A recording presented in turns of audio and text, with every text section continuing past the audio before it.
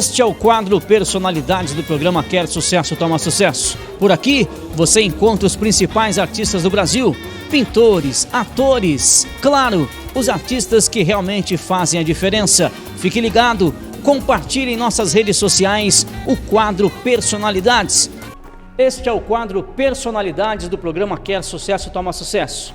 Hoje, Consulado Geral de Portugal em São Paulo, trazendo para você o centenário da primeira viagem aérea transatlântica Portugal-Brasil 1922-2022. Ao meu lado, Dr. Paulo Nascimento, cônsul de Portugal em São Paulo, para falar um pouco sobre a representatividade dessa grande exposição, dessa integração entre Brasil e Portugal, a importância desse centenário, Dr. Paulo Nascimento. Muito obrigado pela oportunidade de falar com o senhor. Nada, gosto. Bom, esta exposição surge como, em primeiro lugar, como disse bem, uma oportunidade para celebrarmos o centenário da travessia do Atlântico Sul. Ela realizou-se em 1922, estamos em 2022, 100 anos depois. É também importante frisar que quando ela teve lugar em 1922, se celebrava o centenário da independência do Brasil e este ano estamos justamente a fazer o bicentenário. Portanto, há aqui várias coincidências históricas, digamos, que são importantes de assinalar. Por outro lado, ela tem lugar agora, ou teve lugar, a sua abertura no dia 3 de julho, também porque foi no dia 3 de julho que esteve aqui em São Paulo, na ocasião da abertura da Bienal do Livro de São Paulo, na qual Portugal foi o país convidado de honra, o Sr. Presidente da República, o Professor Marcelo Rebelo de Sousa.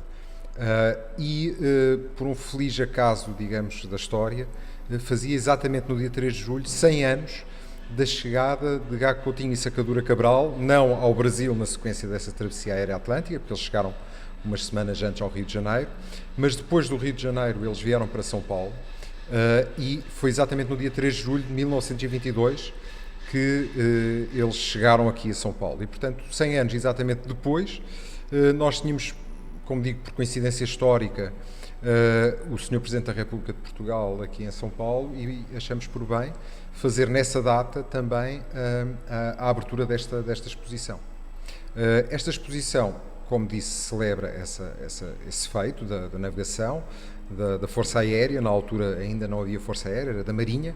É interessante ver e assinalar que quer Gago Coutinho, quer Sacadura Cabral eram os dois oficiais da Marinha portuguesa.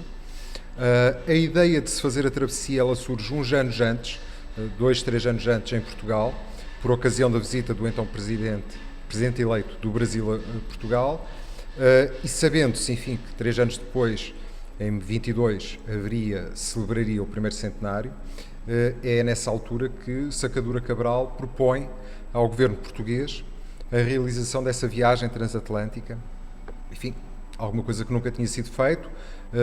Uns anos antes, creio que por volta de 1919, justamente, tinha sido feita a primeira travessia do Atlântico Norte, portanto, dos Estados Unidos para o Reino Unido, mas o Atlântico Sul nunca tinha sido tentado. Sendo que o Atlântico Sul colocava, por outras razões, até dificuldades acrescidas em matéria de navegação, etc. E esse era o principal problema, quer dizer, havia dois problemas complexos nessa matéria, nessa época, e eu não sou especialista, mas um deles tinha a ver com as questões da navegação, o outro tinha a ver com as questões da capacidade das aeronaves, não é? Essa tentativa de travessia do Atlântico Sul ao governo português, que ficou programada então para 1922, que seria o ano do centenário da independência do Brasil. As autoridades portuguesas aceitaram, apoiaram, e passou-se à fase da tentativa de superar as dificuldades. As dificuldades, como eu disse, tinham a ver, por um lado, com as questões da navegação, por outro lado, com as questões da capacidade técnica das aeronaves, dos aviões.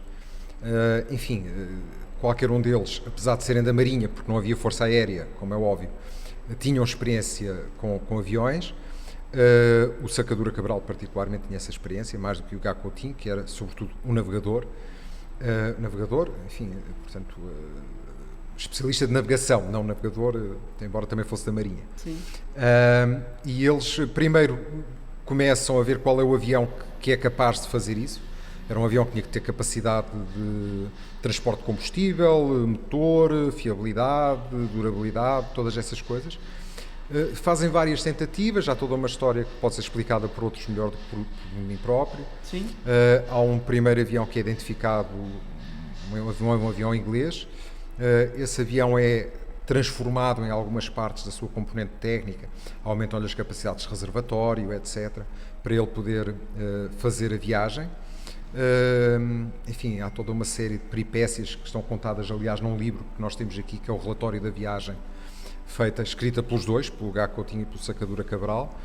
Enfim, finalmente eles conseguem ter o avião, fazem um primeiro voo para testar o avião entre Portugal e a Ilha da Madeira, Portugal continental e a Ilha da Madeira. Depois disso aperfeiçoam mais alguns detalhes e partem finalmente de Portugal e fazem essa viagem que é feita por etapas. Uma primeira viagem até Cabo Verde, depois de Cabo Verde já para a costa brasileira, e esse é o maior salto, não é? Na verdade é o salto da travessia do Atlântico Sul. No total foram 60 e tal horas de voo, 62 horas de voo, se a memória não me falha. Uma viagem que representa, além de tudo, todo o tempo, todas as intempéries, muita ousadia e coragem também. Coragem de certeza absoluta, porque foi a primeira vez que se viajou, que seja uma viagem tão extensa, sem nenhuma referência geográfica, não é? Houve várias horas, eu penso que o período maior que eles tiveram a voar, se não me falha a memória, foram 14 horas seguidas, sem terem qualquer referência geográfica.